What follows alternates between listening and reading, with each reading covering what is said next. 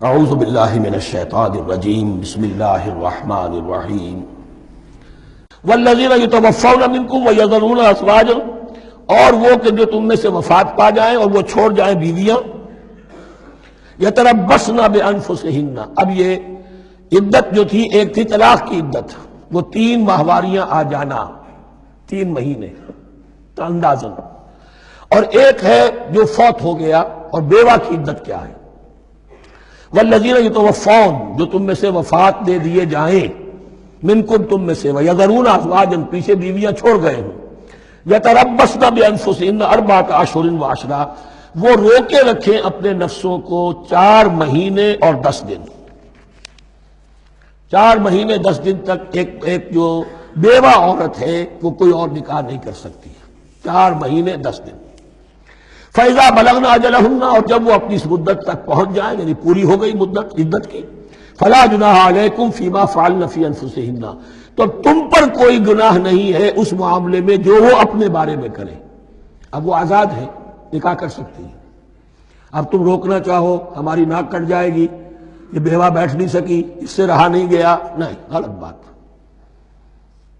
تمہارا کوئی اختیار نہیں۔ لا جناح علیکم فیما فعلن فی انفسہن بالمعروف، کریں نیک طریقے سے، بھلے طریقے سے، شریعت کے مطابق، قواعد شریعت کے مطابق، تو تمہارا اختیار نہیں ہے کہ روکو۔ واللہ بما تعملون خبیر، اور جو کچھ تم کر رہے ہو اللہ اس سے باخبر ہے۔ ولا جناح علیکم فیما عرضتم بہ من خطبۃ النساء واکننتم فی انفسکم، اب یہ انہی بیواؤں کا ذکر ہو رہا ہے۔ تم پر کوئی حرج نہیں ہے کہ جو تم اشارے میں کوئی بات اور پیغام دینا چاہو کسی بیوہ کو، اشارے کنائے میں، لیکن یہ کہ اس میں عدت کے دوران نکاح تو نہیں ہو سکتا، اشارے کنائے میں یہ کچھ بات کہی جا سکتی ہے کہ مجھے دلچسپی ہے، شاید میں کوئی بھی طریقہ اختیار کیا جائے۔ او اکننتم فی انفسکم، یا اپنے دلوں میں چھپائے رکھو، تو اللہ کو کوئی اعتراض نہیں۔ اس میں یہ کہ ظاہر بات ہے کہ ایک آدمی علم اللہ انکم ستذکرونہن، اللہ کے علم میں ہے تمہیں ان کا خیال تو آئے گا ہی، آخر یہ عورت تھی، بیوہ ہو گئی ہے، اب میں اس سے شادی کر سکتا ہوں، آپ کو رغبت ہے اس کی طرف نکاح کی، تو اب کوئی آدمی سوچے میرے دل میں خیال آ رہا ہے بیوہ کے بارے میں، میں تو گناہ گار ہو گیا، میرا دل گناہ گار ہو گیا، نہیں، یہ قانون فطرت ہے۔ علم اللہ انکم ستذکرونہن، اللہ کے علم میں ہے ان کا خیال تو تمہیں آئے گا ہی۔ ولکن لا تواعدوہن سرا، لیکن ایسا نہ کرو کہ ان سے معاہدہ کر لو خفیہ خفیہ، طے ہو جائے، بات پکی ہو جائے، سرا الا ان تقولوا قولا معروفا، سوائے اس کے کہ کوئی معروف بات کہہ دی جائے جس سے انہیں اشارہ مل جائے، بس۔ ولا تعزموا عقدۃ النکاح حتی یبلغ الکتاب اجلہ، اور مت باندھو گراہ نکاح کی جب تک کہ قانون شریعت اپنی مدت پوری نہ کر لے، یعنی عدت جب تک پوری نہ ہو جائے۔ اب یہاں دیکھیے حتی یبلغ الکتاب، کتاب سے مراد شریعت، قانون شریعت، کتاب سے مراد یہاں کیا ہے کہ جو بھی قانون آ چکا ہے کتاب کے اندر، 4 مہینے 10 دن کے بعد نکاح اس سے پہلے نہیں ہوگا۔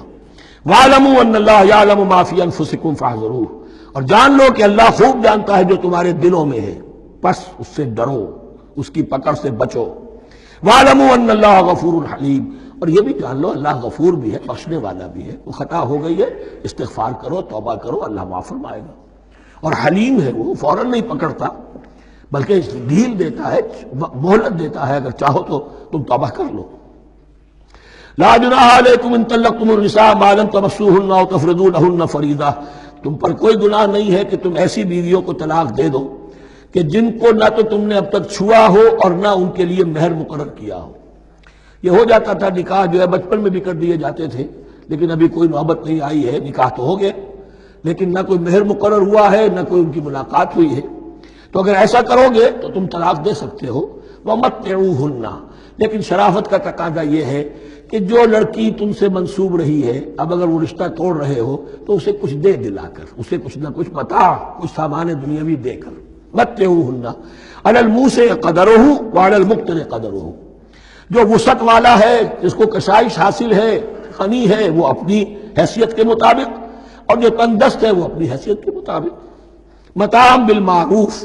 اور یہ ساز و سامان دینا جو ہے یہ بھی بھلے انداز میں ہو، ایسا نہ ہو جو خیرات دی جا رہی ہو۔ حقا علی المحسنین، یہ حق ہے محسنین پر، یہ سمجھے کہ ہم پر اللہ تعالیٰ کی طرف سے عائد کردہ یہ ذمہ داری ہے۔ وَإِن طَلَّقْتُمُوهُنَّ مِن قَبْلِ أَن تَمَسُّوهُنَّ وَقَدْ فَرَضْتُمْ لَهُنَّ فَرِيضَةً، اور اگر دوسری شکل یہ ہے کہ تم نے طلاق دی ایسی بیوی کو کہ جس کو تم نے چھوا تو نہیں ہے لیکن مہر مقرر ہو چکا تھا، فَنِصْفُ مَا فَرَضْتُمْ، تو اب آدھا مہر جو ہے جو تم نے فرض کیا تھا، جو طے کیا تھا، اس کا آدھا تو تمہیں دینا ہی دینا ہے۔ الا یعفون، الا یہ کہ وہ معاف کر دیں، ہمیں آدھا بھی نہیں چاہیے، کیا چاہیے ہمیں چوتھائی دے دیجیے۔ اور یعفو الذی بیدہ عقدۃ النکاح، یا وہ اس کے اندر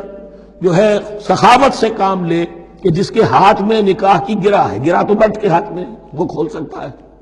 عورت طلاق دے نہیں سکتی، لہذا کیوں نہ ایسا کرو کہ تم پورا ہی مہر دے دو۔ فرمایا وَأَن تَعْفُوا، اگر تم درگزر کرو اور زیادہ دو، اقرب للتقوی، یہ تقوی سے قریب تر ہے۔ وَلَا تَنْسَبُوا الْفَضْلَ بَيْنَكُمْ، اپنے مابین احسان کرنا مت بھولو، اور اپنے مابین جو فضیلت اللہ نے تمہیں دی ہے عورتوں پر اس کو مت بھولو۔ تمہارا پھر ایٹیچیوڈ بھی ایسا ہونا چاہیے کہ تم اپنے بڑے ہونے کے حساب سے ان کے ساتھ نرمی کرو، ان کو زیادہ دو، ان کو جتنا بھی مہر مقرر کیا تھا اس سے بھی زیادہ دے دلا کے رخصت کرو۔ قانون میں تو صرف مہر ہوگا، البتہ قانون یہی ہے کہ اگر انہیں چھوا نہیں ہے، مقاربت نہیں ہوئی ہے، لیکن یہ کہ مہر مقرر ہو چکا تھا تو آدھا مہر تو لازماً دینا ہے۔ آدھا بھی یہ چھوڑ سکتی ہے عورت، لیکن تمہارے لیے بہتر ہے کہ تم پورا دو یا اور زیادہ دو۔ ان اللہ بما تعملون بصیر، یقیناً جو کچھ تم کر رہے ہو اللہ دیکھ رہا ہے۔ صدق اللہ العظیم۔